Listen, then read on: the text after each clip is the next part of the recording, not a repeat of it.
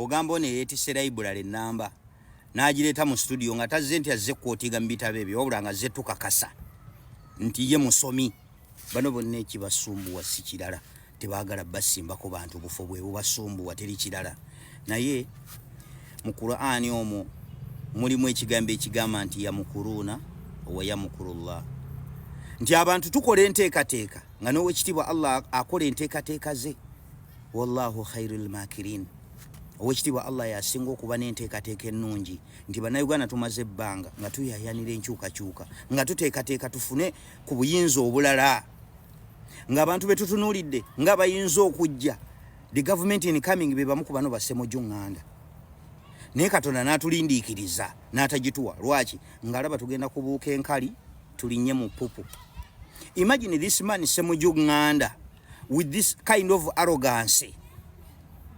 He's just an honorable member of parliament. Neno arrogance. Kati bwakeera ku makya ng'akutte ku buyinza ayinza kufaanana atya. Me Ssemujju Ibrahim Ŋŋanda, I cannot go and appear before a councillor. John Mary said, to vet me to be an MP. I can. What does he know about parliament? That me, I go and appear before a councillor. I cannot. That kind of arrogance. Aina arrogance eyo. Abamulonda abantu be bano bakyala b'endagala, abakyala bannakati, ababooda, abasimi ba ttooyi, abalala bayogerako naga nti bawheelbarrow pushers. Kati wabeeredde neyo arrogance olwo abakubaako n'obuyinza. Eyo statement ya Ssemujju Ŋŋanda eyawukanira wa ne statement za Muhoozi zazaakola nti eggwanga lino tetusobola ddi kuwasa civilian kubanga bo balaba nti bajeno tebasobola kusalutingira civilian. This man Ssemujju Ŋŋanda, why was he crucifying Janet Museveni for not appearing in parliament for ministerial approval?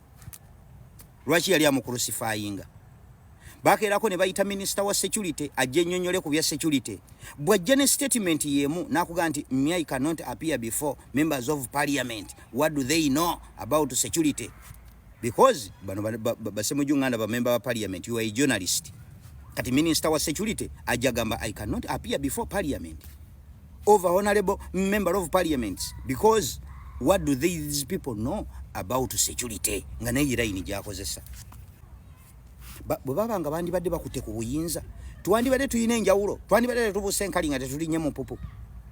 Eno arrogance ng'akutte ku buyinza teebereza agirina nga bannakati babodaboda baki be bamulonda kati nga takyalondebwa bantu nga bakikuttemu.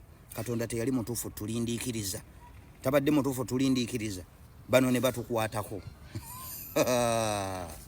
Olwaleero bwe tuba tukozeseeyo layini ya Ssemujju Ŋŋanda, abasajja abamu abatendeka emipiira tebagusambanga nako. Abasambi b'omupiira bandigambye ono atutendeka atagulinnyanga nako. What do you know about soccer? Nga tagusambanga nako naye ng'aguyina mu mutwe. Nga bagusambye bwe bagubakwasizaamu ogutendeka badibaze guli. Badibaze guli. Kati yakugamba mbu he cannot appear before a councillor for vetting.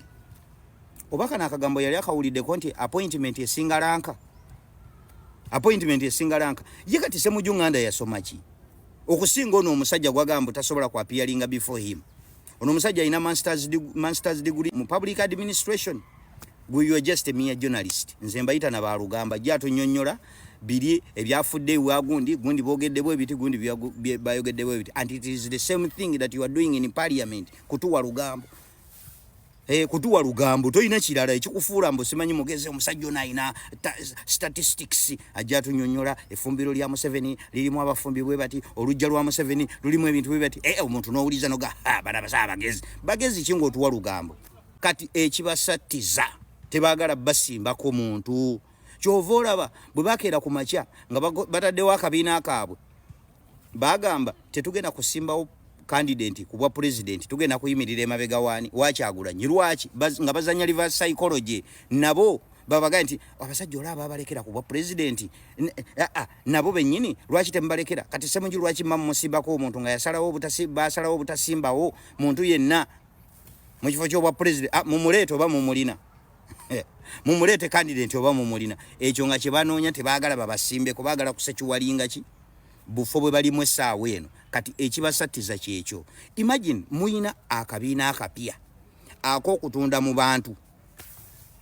Naye you are busy discussing NUP operations. You are busy discussing how NUP is carrying out its operations. Ate mu ekibiina kyammwe mukireseewa. Esaawa eno nalabye ono propagandist wa gundi Gashumba ngawoza Bobi Wine ku campaign trail simanyi tayogerangako ku Dr. Besigye.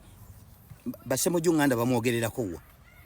Bali mu kudiscussinga how NUP is carrying out its operations. Naye teboogera ku mukama waabwe. Otiko obuvunanyizibwa bwa Besigye obutike Bobi Wine as who? That's why I have so much respect for this man Mugisha Muntu. Aina pate ye na ye toli musanga toli muwulira nga bamukyaziza ku TV nga discussing NUP. Ye musajja ekali mu opposition era ina pate ye jempa respect because toli musanga. Abalala bonna buli lubagulawo obubiina bawalampira ku NUP. Bagala kuwalampira ku NUP. Obubiina bwo bagala popularizingira ku NUP. Na ye ekibiina kye toli muwulira nga abamukyaziza wantu wonna nga ina wayogerera ku NUP. NUP toli gisanga ngeri mu kudiscussinga how other parties are carrying out their operations. It only appears mu kaseera we baba gambira nti bajje begatte mu mukago simanyi binene ebyo mukago byawe balimu ebyekisirusiru. That's when they discuss nti abo tetujja kubegattako bwe baba bali eyo. But you will never find NUP discussing how other parties are carrying out their operations. Naye bano bali busy. Chechi basumbuwa obufu bwaffe mujja kugenda mukwano. Mujja kuva ebyo mwatulowooza nti muli bagezi Katonda abakunamiza akabanga katambuza nga tuyaayana tuga nti lwaki ffe tetufuna nkyukakyuka nga Katonda akyatuyambako okubakenenula tubategeere ne Katonda alage nti olabye singa ebiseera bino tebibakujja bano basemujju nganda mwandi bategedde. This arrogance nga bamulonda bannakati bwakera ku machanga ino obuyinza. How can he behave? Tajja kuyisanga bamuhoozi abawuza nti eyo parliament yaba clown sinza kujijjamu. Kati ngoddamu ng'okulisifyinga muhoozi olw'okuyita parliament nti ba clown nga nawe kennyini because someone has been appointed somewhere oli mudisinga oli mu undermining mboyo sisobola kwapiyalinga. What does he know? Mwokuyita minister wa security mu parliament ajja nnyonnyole what do you know about security. Naye abakwogera kigambo kyekimu muli bafu nnyo ate ebbanga lyo gye biyongera okweyongera muyongera kunama oba at least singa mwandisirise ku bintu ebimu ne musigala mwensa ne musigala nga mu protectinze akakalembereza abantu abasinga babadde babalabira kuba mulimu abantu abali mu NUP nga mu butuufu abadde alaba nti Semujju nganda is a good person oba oli awo yandisigadde bakunamye ne batulagana obwa pink. Yes, I'm out.